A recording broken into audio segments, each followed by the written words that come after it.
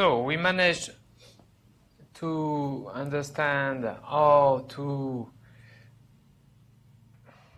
work with a huge matrix by created a big matrix object with the big memory package. And there are plenty of different packages who use these big memory packages. We call it the big memory family. And they use this trick of created backing file, this .bin file. So I give you some information here. We have, for example, some recent function. We have the big PCA, the big random forest, the big LARS, which is for the list angle regression and lasso. We'll see later. And this afternoon, we will work on some packages who use this big matrix object, which is called big lasso and big stats R also. But just this morning, I want to present the package which has been designed by Thomas Lumley from New Zealand to Auckland, which is the package big LM. And we are for big linear model, but also to perform some generalized linear model with huge data set. But basically, we talk here about tall data. It will be a lot of observation, but more variable than observation. And if we are more variable, what I say? I say a good thing? More variable than observation, I say? Yes. No, more observation than variable. So this afternoon we'll deal with Y data when we have more variable than observation. But for using, we can use a big LM on big data. So how is working? It's working like a linear model, basically with the code. So just to see that it's working like a linear model, you can do this code. It's not on big data. It's a data which is already on inside R, with is the data from air quality. So I just done a simple run this linear model, which my response variable is the temperature, and we have some explanatory variables. Okay, so you can do this. Instead to do LM, you put big LM. But all these objects are not big matrix. But you can use also this package not on big matrix. So, and you can see the result.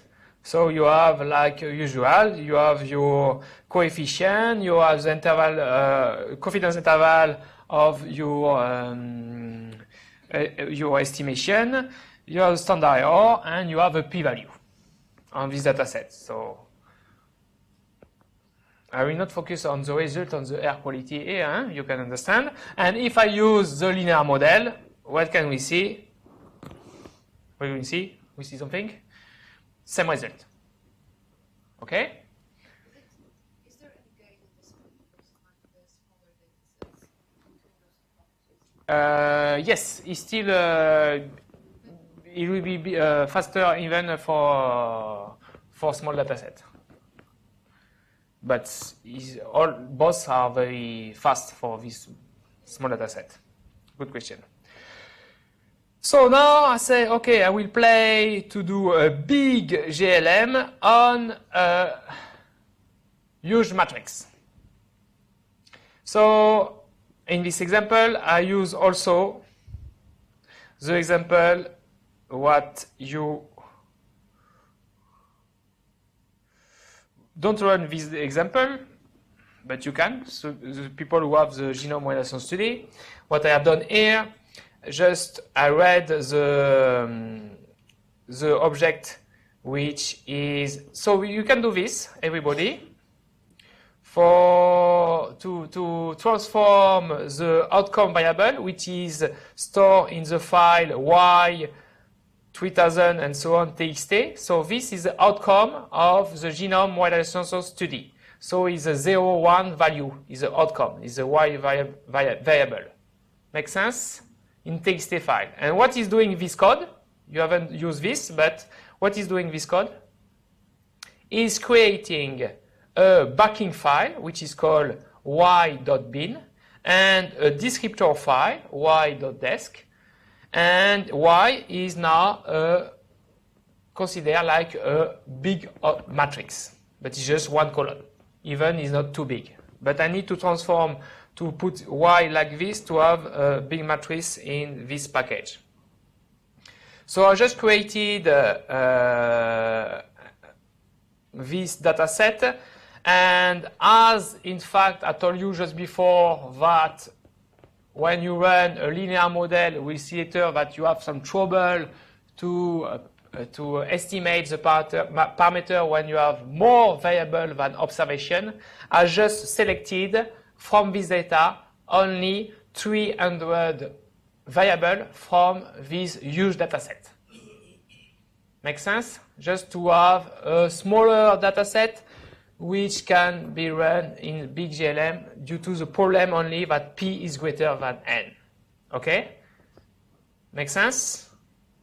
So I have done this, and as my response variable is 0, 1, I don't want to do a linear model, I will do a logistic model.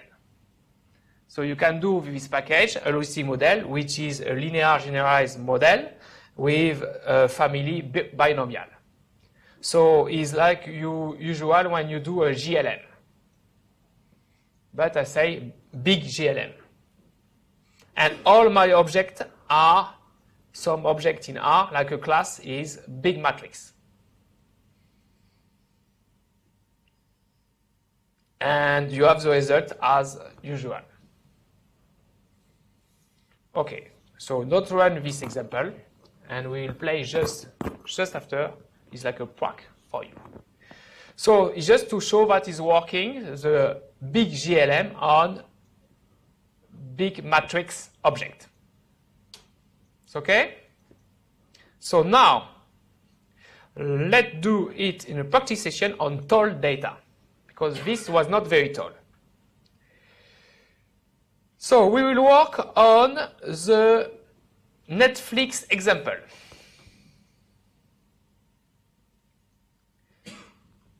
But on this Netflix example, I think I didn't give you the bin file and the descriptor file. You get it? I gave it? But you can play to create it, because it's not too long to create. So if you want to create the bin file and the TXT file, you have the code there, and try to understand this code. So in X, I will have a matrix with 5 columns and this number of rows.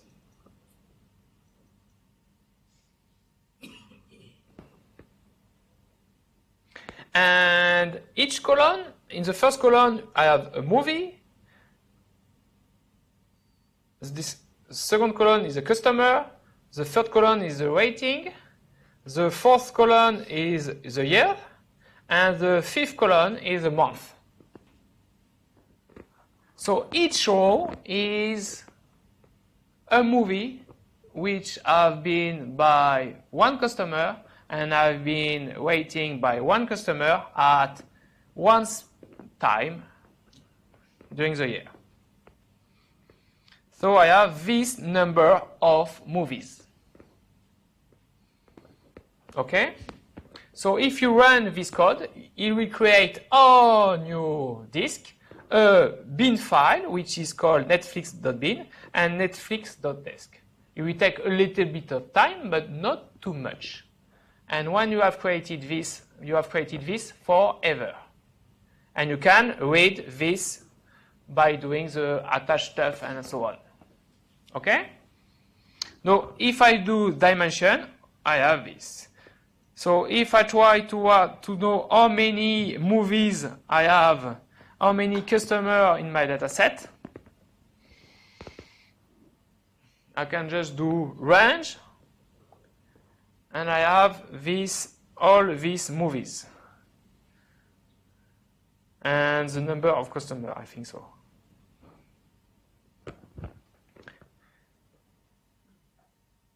So, question. Who managed to do it?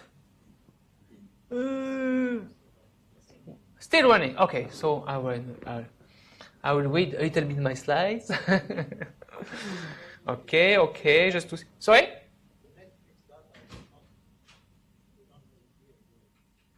You have Netflix data. Yes, you have.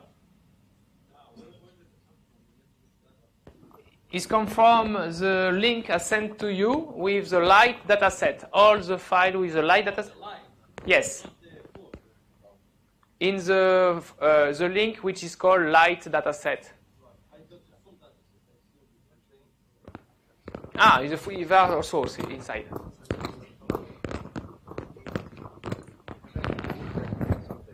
This is the No, this is a big one. big one. Yeah. Yeah, and the other one. You just I got. didn't get the light one. I thought I only needed the big one. What is the light one? The written. I thought the big Ah, okay. You have. I see the big one. No. The big one is just. In fact, the data set, the big one is just for the big data set.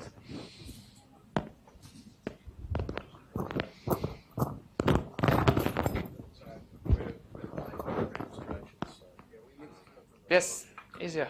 Yeah, don't worry.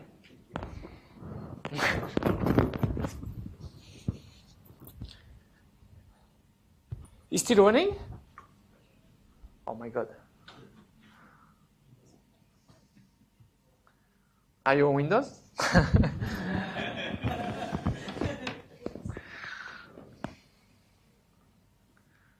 Okay, working or not?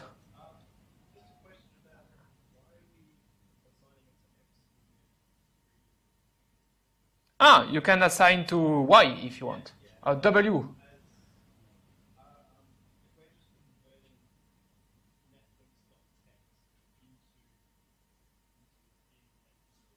Yes? Okay, because if you just do this, read B matrix, you don't assign, it will, I'm not sure, it might create the bin file and the dex file, but after you need to do attach.bin matrix to read all of this. But if you assign, you have already done. It's already here. So now if you're looking at class of X, you will see big matrix. Or if you can type X, and we see the pointer and so on. Okay? So you don't need to do the second step. But next time if you work on Netflix data, you don't do this step, but you do the get the descriptor file, and after do attach big matrix, which will be faster after. So this, you do this once, and after you don't do this, whatever.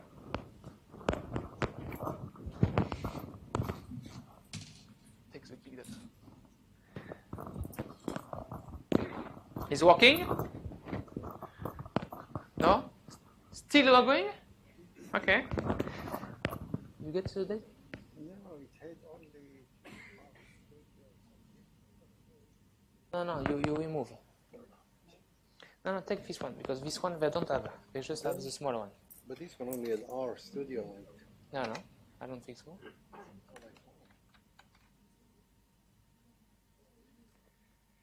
So when you have this, managed to get this one, you can do some summary by choosing one column, but there are some packages also we can use big memory. There are some nice functions. For example, if you use the library Big Analytics, they created a nice summary function, and if you use the summary function of Big Analytic, you will have all the summary of the variable. You can see the movie, rating, and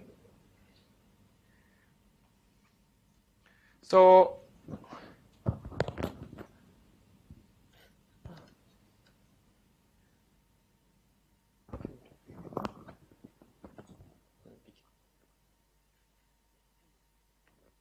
I don't give. So I just an example of the function. The function mwhich here, if you remember, if I want to know what is going on the customer, this customer, I say mwhich customer, the value of the customer. So I have all, in fact, what I have here is all the movies watched by the customer, this customer. Make sense? Yes, no?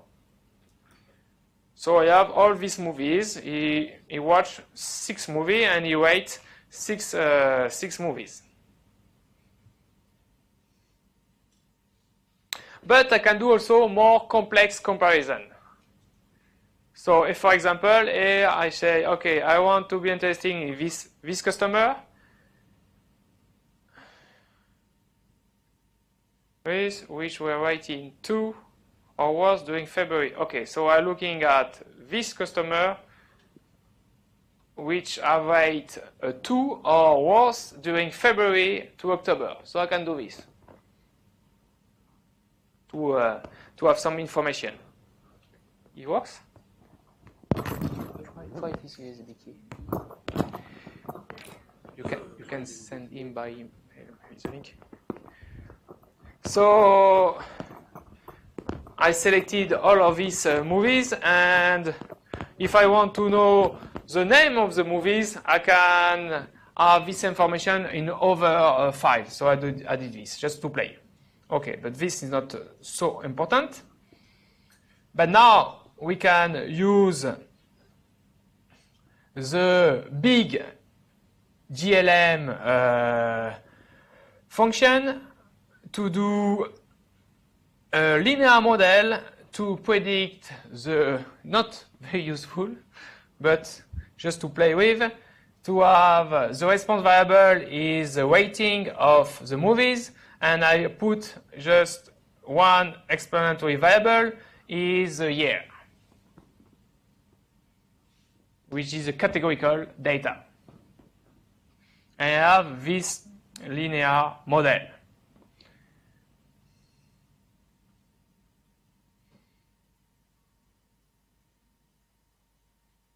So what can we see on this result? Just to do some stats a little bit, there's just only the variable, the year 2004 and 2005, which has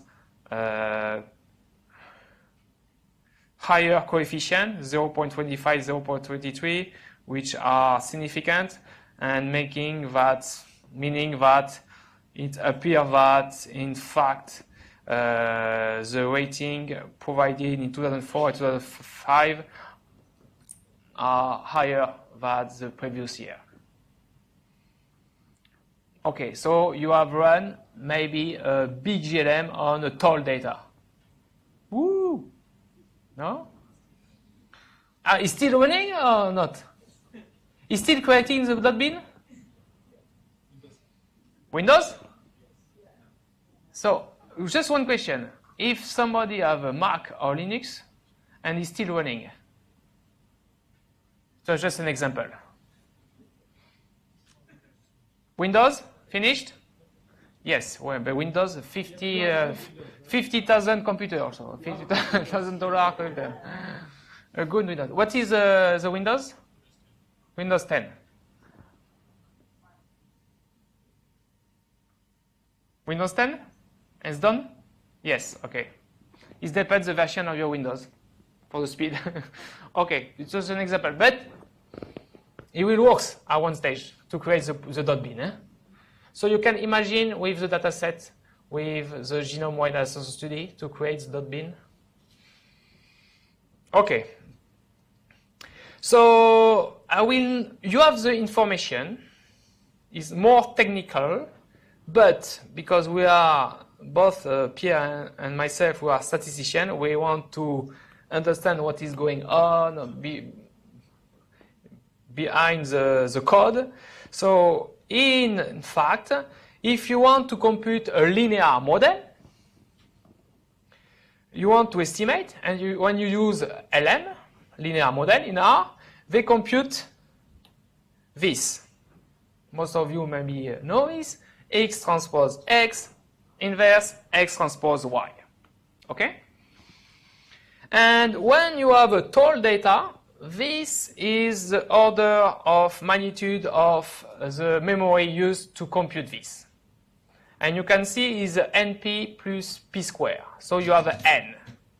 So it's meaning the number of computation depend of N. So if you have a large tall data, it will be very long and very the memory will fail. So there are some other way to compute this X transpose X minus 1, X transpose Y to solve this problem, to compute the estimate, not using directly this formula. So this has been implemented, two ways have been done. You can maybe later play with this. There is a package which is called Speed GLM. And in the big GLM implementation, what is behind? In fact, Thomas Lumley has used the development of Mailer, which in fact do a QR decomposition of the matrix X. So the QR decomposition, in fact, is when you have a matrix, you can, you can decompose like a product of these two matrices Q and R, or Q is orthogonal matrix and R is an upper diagonal upper matrix. And in fact, your least square solution can be write as, in fact, to get this, to solve this, this equation. And this equation, in fact, by doing this QR decomposition, just use P square memory. And you have the same solution. So instead to have something which depends on N, we have something which depends just on P. So if you have some tall data, this is the way to go. So this is the implementation behind the big LM model. So it was the information I wanted to give you. Okay.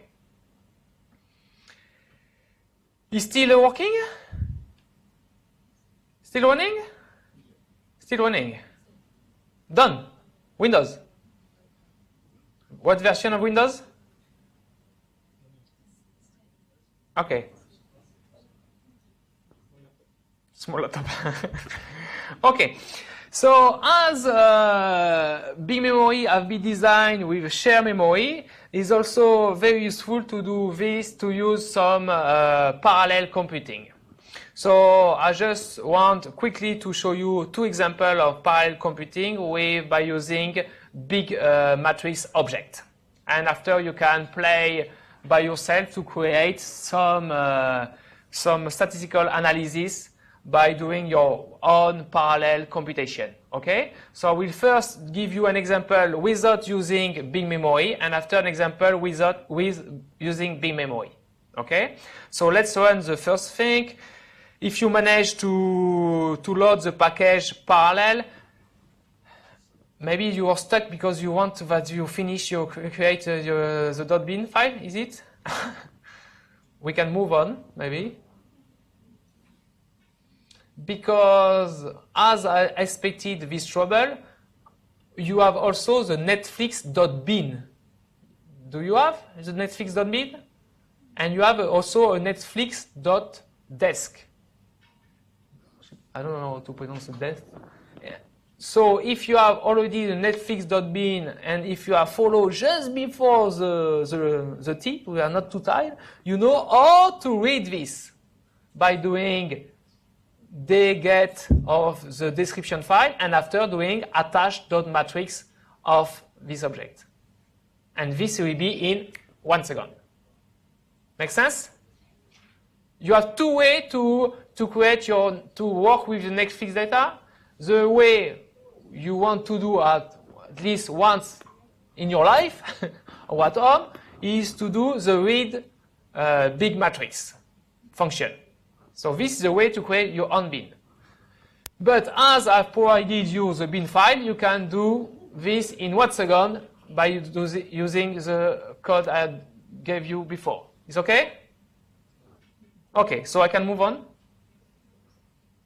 Because after I will take all the time of Pierre. It will be keep going like this forever. Okay, so just some parallel computing.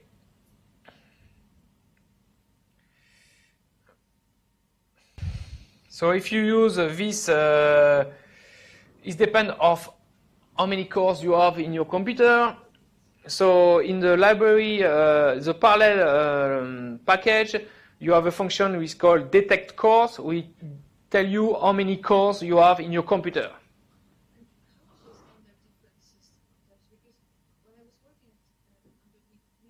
Yes. I was consuming as well the cores which were because there are physical cores. Yeah. And those other cores like that with the physical cores.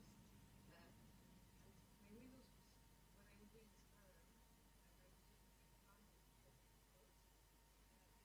consuming the cores which were also for Windows system as well. I'm not sure how. Yeah. So my point is, I did is a good point. When on my computer I have 8 CPU. Okay, so he say, I have 8. So my recommendation, don't use the 8 when you do the parallel, because you need also some, you're running some other stuff. So don't use the 8. So -1 or -2, it depends how many cores you have. Okay, make sense? So change a little bit my code. It's a good point, because I haven't done this, because I was just working on R. Yes.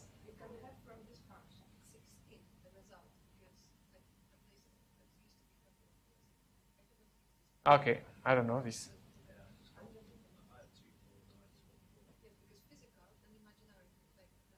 Okay. You know this? And so what is your recommendation? Well, it's the same thing. Same thing. Yeah. Okay. Some terminology after if you give me some time. Yes. No, logical. Okay, so this function, so I don't spend too much time, but just to show you how to do some parallel computing. But this is not on big data, so I just do some simulation. So I create a function which do one simulation by a function. And in this simulation, I use a ridge regression. The ridge regression is a regularized model when you want to shrink some coefficient. And I will talk this later after the lunch. But just to show you to running this code is quite fast with the function for each. And the nice function in the package for each is mclapply, which is the parallel version of lapply. So when I'm doing this code, mclapply, what is doing, it will do 8 simulation of my function, and by using this number of cores. But you can, I have used 8 cores, but I recommend you to do cores minus something, -1 or -2. And in this and in out, I have all the result of my 8 simulation, which in my simulation they compute the mean square error rate. No, what's it called here? The MSE. So yes, the mean square error. The mean square error square. Yes, mean square error square based on my ridge regression, and I have all the results. So, but this is not with big matrix object and so on. Okay? So it's just to give you some information about how to do some parallel and computing. This will be useful, and Pierre will show an example with some parallel computing after. Do you have to specify packages for mclapply, I think, is coming with the. packages? Let's imagine that you have a function which takes another functionality, which is in the basic distribution and it requires long conditional package. Yes. In mclapply, do you have to specify? It's a good question, and you need to looking at the help response, because most of the time I use a for each, and in for each is easy to specify the packages. So I think I have something similar here. Yes. Yes, it was also in my purpose to do this. So you cannot use NC and apply, it's not on Windows. But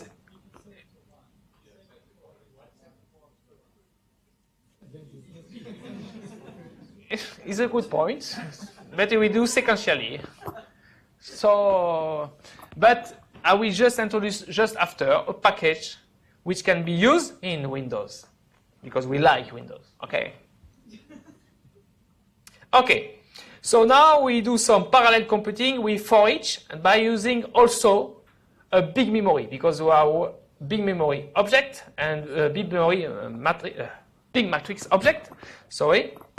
And this is, we will introduce also the lecture later on the divide and recombine.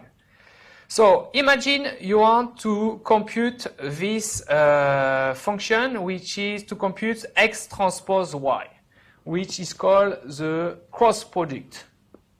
So this cross product, x transpose y, is very useful because it appears a lot in algebra in statistical approach. We compute a lot this x transpose y or x transpose x.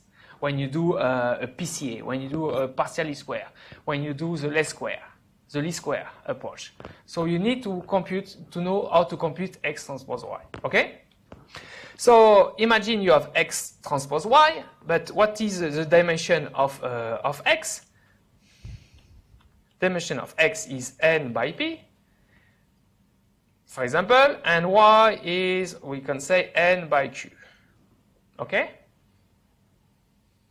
And if you want to do x transpose y, basically, you need to compute, you will have, it depends of n. But the dimension of x transpose y, what is the dimension at the end of this matrix? P by q. So if you have some total data, at the end, this matrix, we have two total data, but at the end, it's not a total matrix. Okay, so how to compute x transpose y? The trick to do x transpose y, because x is very, very tall, is to split your data set by chunk, by group. So you have this matrix here, and I cut my data set like this. But mathematically, x transpose y is completely equal, is an equality, not approximation, is equality, to the sum of x transpose y for each block. So you have your y also here, you have y here, like this. So you need just to do x, this x, oh, okay, I'm fancy, I will put a red. Oh no, come on. I want to write two things. This is my first time I use this. Huh? I'm so happy, but it will be red, okay. It will be green all the time.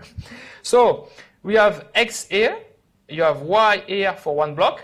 You can compute x transpose y for this block, which is not too big, because we have split your data, the group.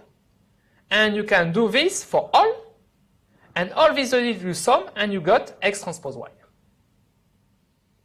Okay? You got it? So a way to do this is to do also this, to be faster, to do in parallel. Yes? So we do this. So there are functions in R. The basic function is cross prod, which is quite efficient. So if you have to compute this x transpose y, never do T of x transpose. And in R, the multiplication is like this, Why? Never do this. Is very time consuming. So even if you don't want to split your data and so on, never do this, but use the function cross prod. But we will just to learn, we'll do our own cross prod function. That's the way we go, okay? And after, it's for you, Pierre. No? It's not me after? Okay. So, that's the way I created this cross-product function, what I call CPC. So I have first created a function just to show you this read chunk, just to a function which will read a bunch of a group of a chunk. The first chunk, the second chunk, and so on. Make sense? And after, in my function CPC, I use the package for each. And so what is doing for each with the function doPar? It will read each chunk, x and y, and compute. And I told you, never do this, but I have done. But I have done this for a small chunk. And after, I combine all the results by doing a plus. So what is doing here, they compute x transpose y for each chunk in parallel way, and after, sum all the results. Make sense?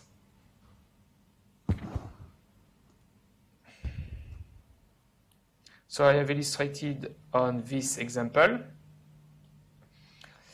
And in this example, I have used cross-prod. So this is from R. So you have the result here. And with our function we have just created, CPC, X, Y, NG is the number of chunk, number of group, is the meaning that I split my data in 10 groups, 10 chunks. Yeah? So if, for example, if you have a total data with, I don't know, 1,000 observation, and you say, okay, 100 chunk, I have 100 chunk of 100, it's a good calculation, 100 subject. So each chunk is not too big. So for each chunk, I can do X transpose Y, and compute this in parallel way, and after sum all of this, and I got my X transpose Y, which is not a big matrix. Okay. The question is still running the .bin? The Netflix? Done? It's finished for everybody? Okay, I hope, eh? Okay. So, more challenging now, or do parallel computing with big matrix object. So we're still doing the cross-product function on the emits data. So the emits data, you got the emits data? Everybody got the emits data. Is from the file xda.desc.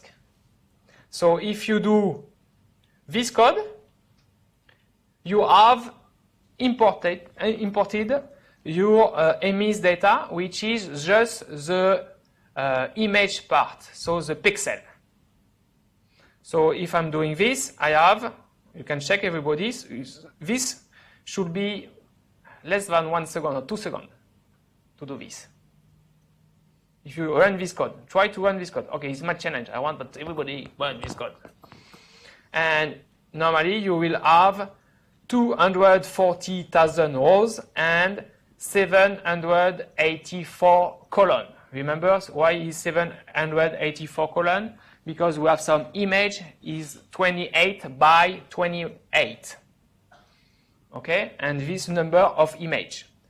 So this, now I'm working with one matrix, which is X, which comes from of the image of the emits data, and is a big matrix object. I'll let you sometime just to do this part.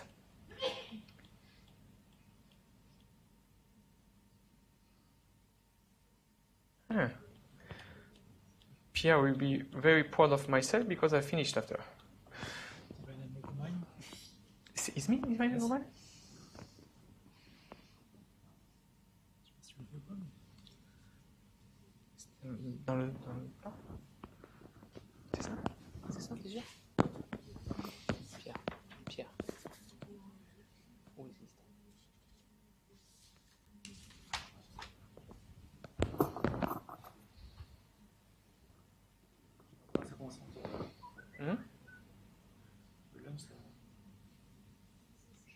parler peut-être du parallèle.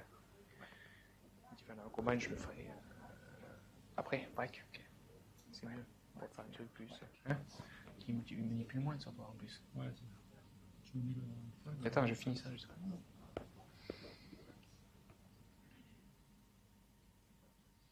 Okay, I want to see all the hands raising. Who managed to get the emis data? Start to be good, huh? Okay. So now on this data, if I want to do the cross-prod function from R, if you run this cross-prod data x, so we try to do x transpose x, it will not work because it's a big matrix. Okay? So if I want to do this x transpose x, there are different packages we can deal with this, but it was how to learn how to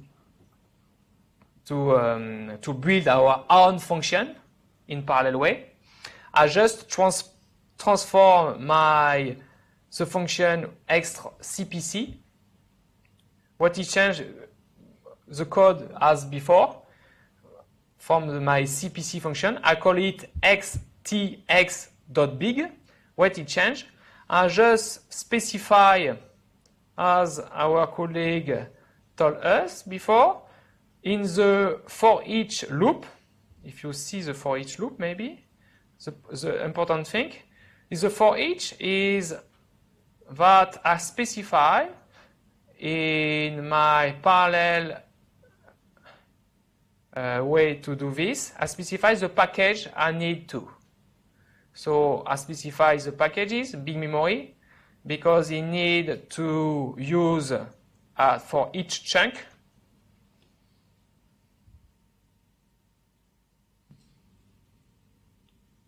the attached big matrix. So I transform my function by doing x receive attach big matrix.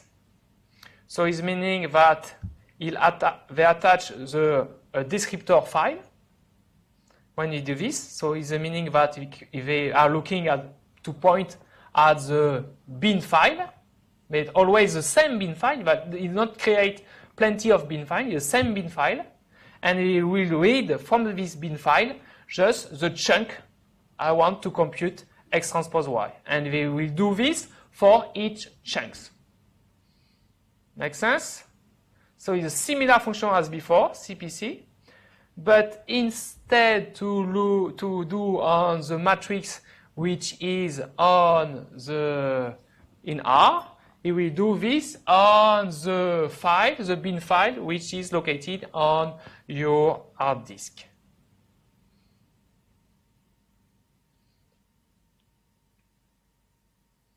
And as is a big matrix, I put this in, I did this for 4 clusters with the package do snow. It takes a little bit of time, but I got the result. So I managed to compute this x transpose x on a matrix, which was the number of rows was 2000. What was it? It means. What is the number of rows? 240,000 rows and 784 columns. And I managed to compute the x transpose x by using parallel way and use it to cut my matrix, to split my matrix in 10 groups. So of course, if you do more groups, it depends. Sometimes it will be faster. It depends of the connection to the cluster and so on. So it's a trade-off between the number of groups and the number of clusters you have in your computer.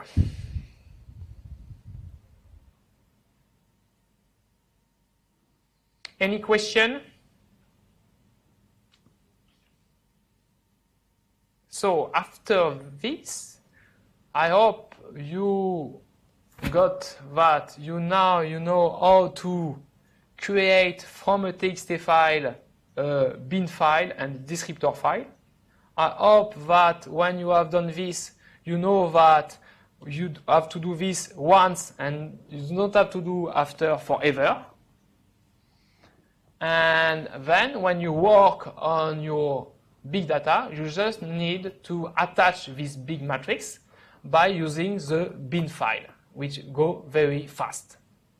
When you have this, you can do some summary statistics depending on the package you use, like big analytics. You can do also some linear model, general linear model, and you can also use some parallel way to compute some summary statistic or other statistics you want on this first part. Okay? And now I'm very happy because it takes some time, more time than expected, so Pierre have less time. Now he's struggling like me. Okay. No lunch today. So any question?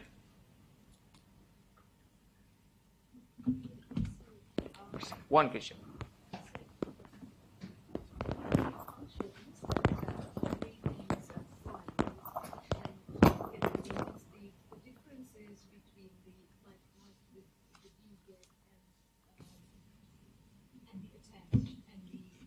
Yes, I tell you. Okay, so just to precise, when you have the descriptor file, if you're looking at in the computer, descriptor file is just a TXT file with some description of your object you want to import. Okay, so this description file will give you the type of data you have inside, the number of rows, the number of columns, and the most important, where is located and the name of your bin file. When you are in R and you do dget, it will just read this TXT file and put all this information in an object. But you don't have anything, no data, nothing. It's the information of the description file. And now when you do attach big matrix, is the way to work. It will read the bin file. It will not read, but it will attach, it will create the pointer to the bin file. It will know after from R where to looking at the bin file. Okay? Make more sense? Okay.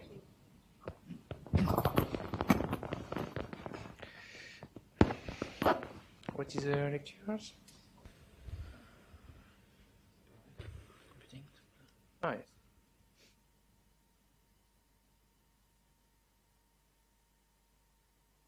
So Pierre now will he unmute me to talk about high performance computing. So we skip a little bit the divide and combine lecture, which we'll do just after lunch. Okay? Question?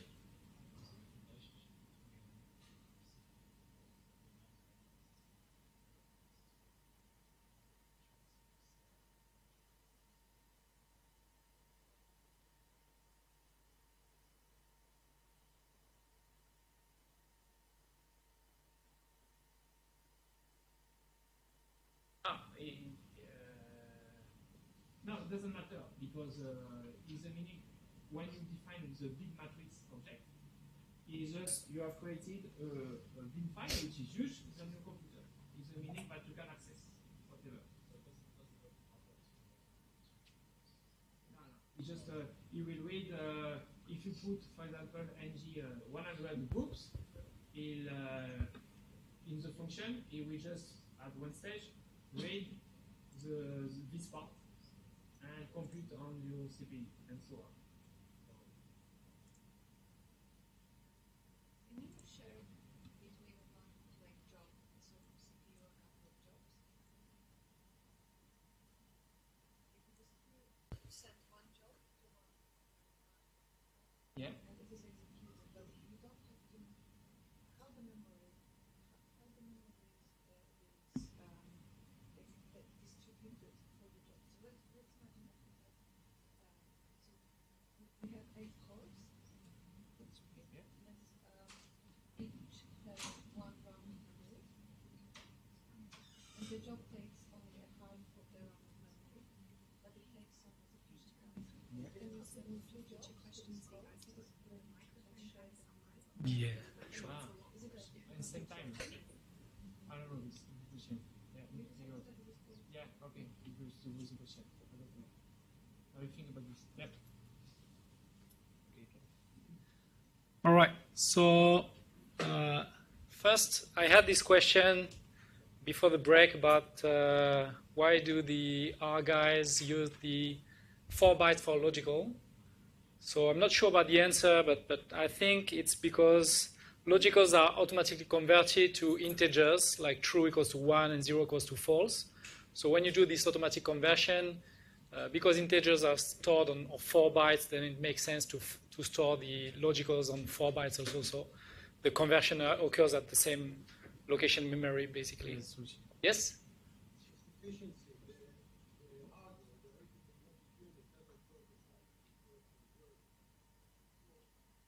4 bytes. Yeah. Depending on the architecture, I guess. Yeah. All right. Yeah. Okay. Yeah. That's a better answer, probably. Thank you. All right. Yeah, what is going on with this red? Sometimes it's not good. I don't know. Call the guy. So, yeah, all right. So Benoit asked me to do something about HPC, high performance computing. I cannot do this thing now.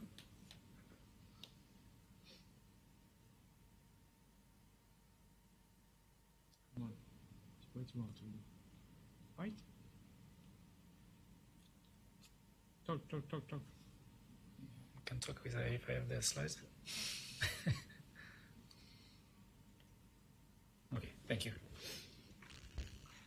Yeah, so until now you have learned how to use big memory to try to load big matrices onto your laptop, right? And you learned a little bit how to use parallel computing because now the laptops, almost all laptops have several cores, right? But it might be the case that this is not enough, right? And so I prepared some slides about high performance computing. So what is high performance computing? Basically, it's something where you have a lot of computers glued together into something that for the user it's kind of one big computer, basically, right? So I wrote that here, a set of loosely or tightly connected computers called the nodes that work together that in many respects they can be viewed as a single system. Right. So if you want to start using this kind of stuff, you need to know some terminology. So what I did, I took a lot of words here that are defined. What is a computing node? What is CPU, core, RAM, and so on, and so on. And well, I leave you to read that later on because for now it's not that interesting. All right. So where can you find this type of device? All right. So most universities now have access, I guess, to these kind of things. And I'm working at UNSW Sydney, so we have this HPC thing called Katana. Okay, so I don't have enough power for that. Yeah, so I have this Katana stuff. All right. So this is the name of our HPC device, and to have access to that, what I had to do is just send an email to the IT guys and ask for access, and then they will open some kind of stuff, and then I can have access to these type of computers, right? Another possibility, if you have to run something which is even bigger, is to use this NCI Raging supercomputer, which is the biggest computer in Australia. And the only thing is to have access to that, you need to apply to a competitive scheme, kind of like applying for a grant. And then if you are successful, then they give you like that many hours to play with the system. All right? And you can reapply. But if you have access to very big data sets and very kind of interesting problems, then probably they will give you access to that because they spent, I guess, millions of dollars on that. And then they need to justify to the public that this thing is being used, right? So that should be not too difficult if you have interesting problems. You can also use these Amazon or Microsoft Azure or Google kind of stuff or OVH. So I gave you a few references here. And you have all these kind of tools like Spark and that kind of stuff. So I will not have the time to discuss about that. All right. So to access these HPC clusters, you need to know that these type of supercomputers, they work with a Unix system. So kind of a Linux operating system in the background, all right? Because you need to be able, from your laptop, to control these supercomputers. All right? So for you guys that works under Windows, you are used to click somewhere and to launch software. It's a different way of working, right? So this different way is you connect using what we call a command line window, and you type instructions, and these instructions they tell the system, the remote system, to launch some programs, right? A bit like when you are in R, you type instructions, enter, it does something instead of clicking somewhere. Right? So if you don't know any kind of Linux, then it might be a bit difficult because you need to delete files, move files, and that kind of stuff, and launch jobs remotely. All right?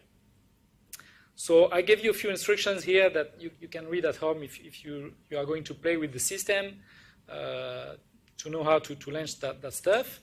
And so basically I access Katana using this command here, SSH.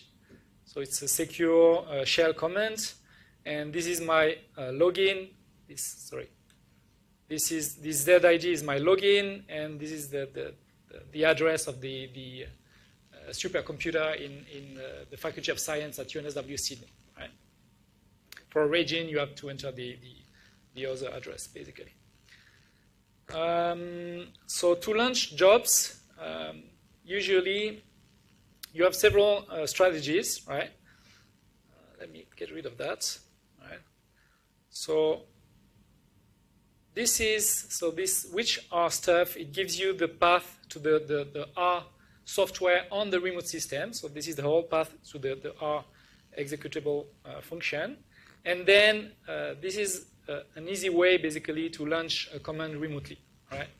So you type this no hub stuff. So it tells the remote system that if you disconnect your job, the job that you launch is still going to run by itself. All right? Because if you don't type that, you are being disconnected, or you close your laptop or something, everything stops. Right? Then you type the name of the R software and this thing which is an R related, CMD batch, and then the myfile.r that contains all the instructions in R that you want to be run remotely, basically. Right? So if you type that instruction, and previously you have created this myfile.r that contains a lot of instructions, this will be run remotely, right, on the big system. Or to do something more advanced, then you have to create what is called some kind of job script, and the content of this job script is explained on that picture, on that figure, basically. And I'll give you a few examples later on. Right? So, of course, I don't expect you to play with this HPC now, because it would take too much time. So I just go through a few steps to get you started, basically. And if at some point you need to use that, or you understand, first you need to understand, do I really need to use that? And I'm going to try to explain how you can know that. All right. So yeah, these are a few commands that needs to be known when you interact with this cluster.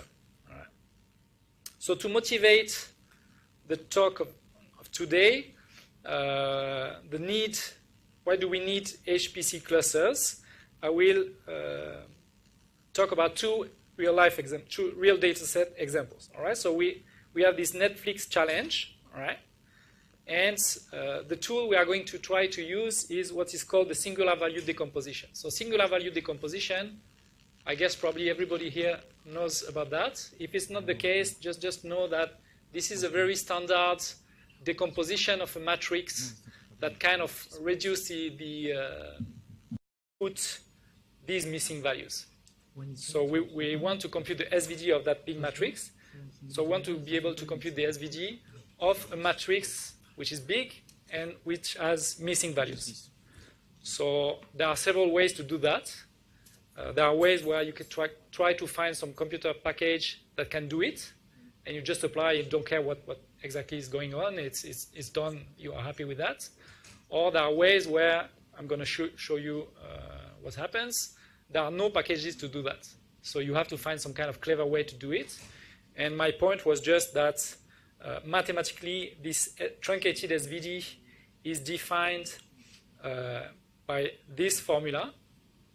So when you have no missing values, you could compute the SVD by doing some optimization, by optimizing this double sum, right? But because some of these entries will be missing, you are not able to compute NA minus something, right? So in this big double sum, you would remove all these small pieces where you have one NA, and you would still try to optimize what is remaining. That's one kind of way. I don't know if it's the best way to proceed, but this is one way I can see to create an SVD. Right? Make sense? Yeah, thank you. All right, so SVD with missing values in R. What can we do? All right, so I try to look at all packages that can do an SVD with missing values. All right. So I played around here, and you can do the same thing. Right? So when it takes too much time, I commented the code, or I don't provide it. Right? So here, this instruction, you can type this thing, and this will create a very small matrix, so you can play around. All right? And at the same time, it answers also a question I got this morning. This guy asked, well, I have a very big data set. I want to be able to play around. I do a small piece of code. This is a good strategy, right? You are going to play with a very large matrix with a lot of missing values. Don't try to play right away with this very big data set. You create a very small data set, like here, 7 rows, 6 columns. I put some missing values here, and I try to do something with that. When I know that I can do an SVD with a very small matrix, I try to go to the next step, do an SVD with a larger matrix and so on. Right? Kind of a scientific approach to the problem. Yeah, so yeah, you create this matrix here, right? And then you have several tools that you can try to use to compute the SVD of a matrix with missing values, right? Small matrices with missing values. So you have this NIPAS function and SVD miss function. So they do handle missing values for non-sparse matrices. All right. So this works, but this will not work for the Netflix problem. All right. Because when we have the 64 gigabytes matrix that we want to be able to read into R, I told you it's a very large matrix. My laptop is 16 gigabytes. So 16 gigabytes, I cannot read a 64 gigabytes. I need to use something else. If I use the big memory approach, I can read it into R, but then I cannot do an SVD of a big matrix. So that's not a solution. Right? So one solution is to use what we call sparse matrices. So sparse matrices is a very large matrix that contains a lot of zeros everywhere. And the way R deals with that, it says, well, it only records the locations of these zeros and that there are zeros at these locations, right? And then it records the other values. So it takes less memory to store a sparse matrix than a non-sparse matrix. And in some respect, a very large matrix with a lot of missing values is some sort of sparse matrix. If you imagine that these question marks here, they are filled with zeros, then this becomes a sparse matrix. Right? Theoretically, there is a difference between sparse matrix and matrix with NA missing non-available values, but we can think about they are kind of the same thing. Right? So we still want to do this SVD of this large matrix. Right?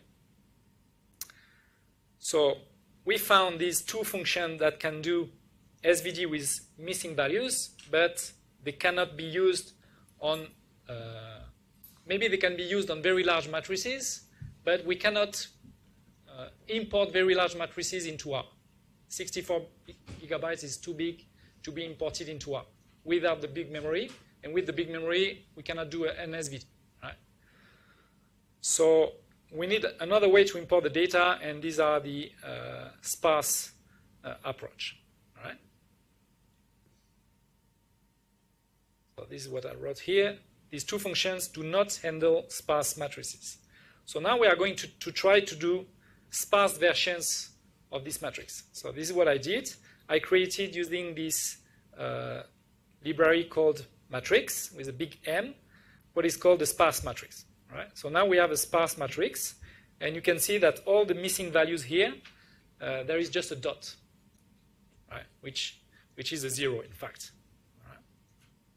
So I created this very small sparse matrix, and I tried to do a SVD with that. Okay? So what are the functions that can be used to compute the SVD of a sparse matrix with missing values? So when you look into the internet, you can find several functions. You can find the RPAC SVDs function, all right? And you can find the so yeah, you will try that. What I found basically is that this SVD function in this RPAC package, it computes an SVD of this matrix by replacing all the question marks by zeros. Right?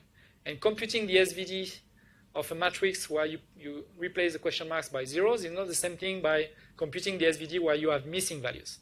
Right? 0 means it's just 0, right? Like 0, 1, 2, and so on. Right? So the SVD of a matrix, of a sparse matrix with 0, is not the same thing as an SVD of a matrix with missing values. Right? So we cannot solve this Netflix problem using that approach, using sparse matrices. Right? So it appears that SVD-S handles badly missing values by replacing all of them by 0 first, as is confirmed below. So I just create a small code to confirm that. Right? And then there is this kind of famous package here, and same thing, same problem. So this package, they mention on the website that we can do the SVD of a matrix with 50,000 variables, right? Which is kind of huge, but still it does not work here, right?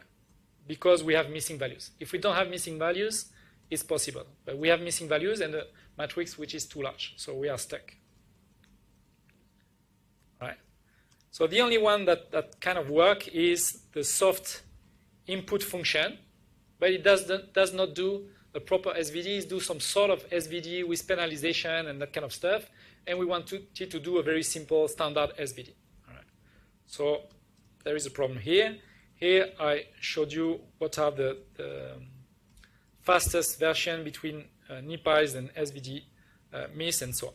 All right. So now we want to get back to the SVD of the Netflix matrix. Right. So it's a huge matrix, right? 500,000 by 20,000, almost 20,000, 18,000 columns, 1.5 gigabytes. All right.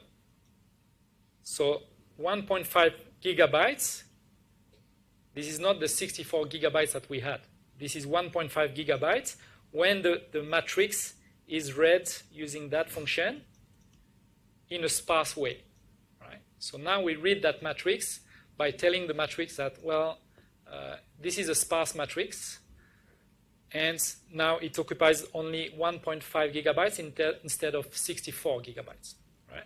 And we have this matrix in R, in sparse, and I tried to play around again with that, and using this soft input function, it can compute this kind of strange SVD on a sparse matrix by not replacing the missing values by 0, but by keeping these missing values as missing. Right. So this is working on my laptop. Right. So it takes some time. It takes 22 minutes with this threshold value equals to 1 to the power of minus 5. I just put it here with 1 to the power of minus 3, and you can see these numbers here, they are going down, down, down, down, until we get to the last number, which is just below the threshold. Okay, so if you put the threshold, the default threshold, it will take 22 minutes. Still, and then this is a way to input the question mark values that we had before by now the SVD inputted values, right? And to solve this Netflix challenge, all right? But still, we want to do the normal standard SVD of the Netflix matrix. Right? So what I did, well, I need more memory. My laptop is 16. I need 64, right? 64. Because if I can import the full matrix of 64 gigabytes into my memory, then I can use the standard SVD function of R and compute that with missing values, or the other functions I've seen with missing values, I would say. So at my university, they had these supercomputers with 128 gigabytes. Well, let's try this one. So this was my try number 1. I connected to that HPC equipment, requested this 128, and I tried that. All right. So these are this is the code I launched, and I explain how to do that. So it takes a lot of time, and this guy doesn't want me to spend all that time. But you can just follow these instructions if you ever have to do it. All right. It's pretty straightforward. Well, it failed miserably. All right. Okay. So miserably failed. This was my try 1. Right. Contacted the guy, told me, well, we have this kind of hidden stuff, and it's 256 gigabytes. All right. So try 2. Same code with this 256. I tried this thing. All right. Oh. And then I launched the code, and I monitor with this this thing I showed you before, for example. All right, so this thing you can monitor how the memory is used, or when you work on this distant system, then usually you use that kind of tool, which is called top, right? So I tap top, T-O-P, and then it displays the usage of the processes, right? And all the processors, the cores I have. And it's the column is called res, R-E-S. This is why you look at the memory. Right? Okay, so I tried that, and this went up to 145 gigabytes, and so this was not enough. Okay, why this was not enough, I guess, is because when these codes they try to compute the SVD, they create some hidden copies of the matrix. And this is too much, right? So I contacted the guy again. He told me, okay, just for you, we have this supercomputer with 1 terabyte of memory. Okay, you don't want to buy that. This is crazy, insane. So I launched the same code once again on this, and I'm going to show you that, right? Sorry.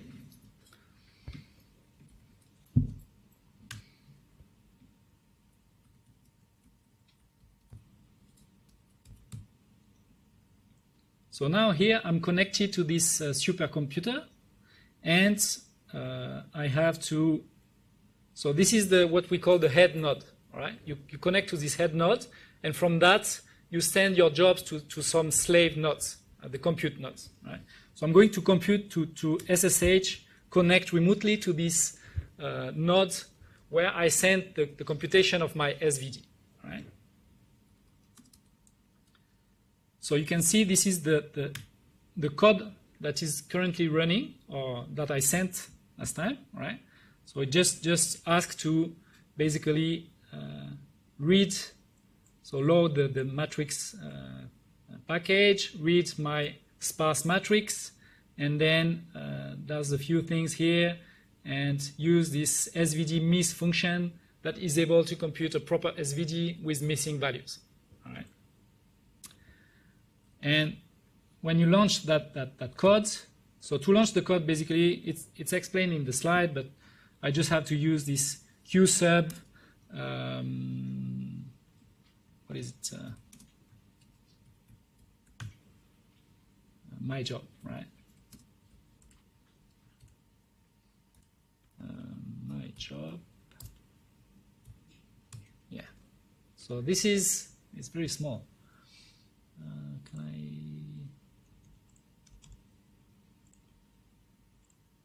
Yeah. So I created this small job script that contains basically cd, so change directory to where I have my data. This is to tell the system over there to load the compiler, to load some version of R. So everything is explained on the slide, and this tells to launch this code that contains what I want to compute, basically. Right? No, this code is for the other example, but anyway. So you can see here, this is the amount of memory that is used, 353 gigabytes currently, to try to compute the SVD of this big Netflix matrix in my try3. Right? And here, this is the amount of time, right, in minutes.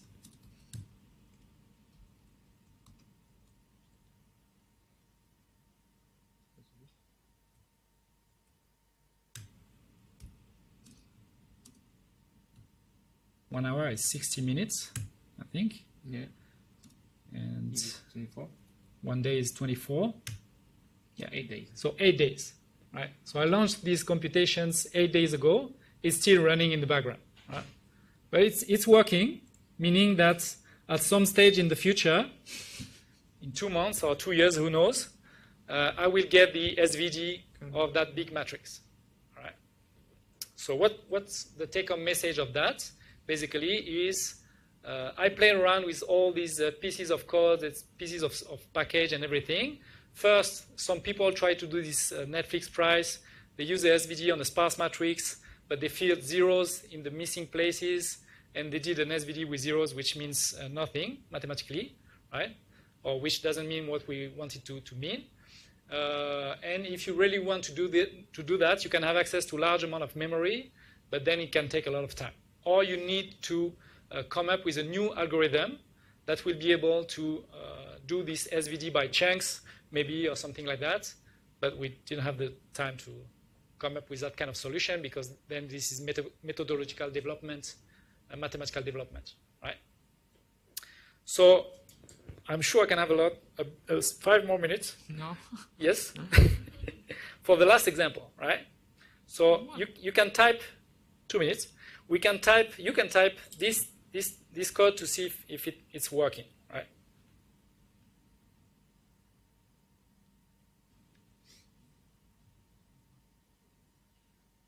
So basically, this is the second example I talked about, where the data are curves, right? So it's data coming from brain imaging, where you have the axons coming from some group of neurons to another group of neurons. So basically, it's the electrical cables that come from the back of the brain, the brainstem, and that goes to the motor cortex.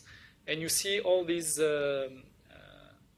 blue curves these are the fibers, right?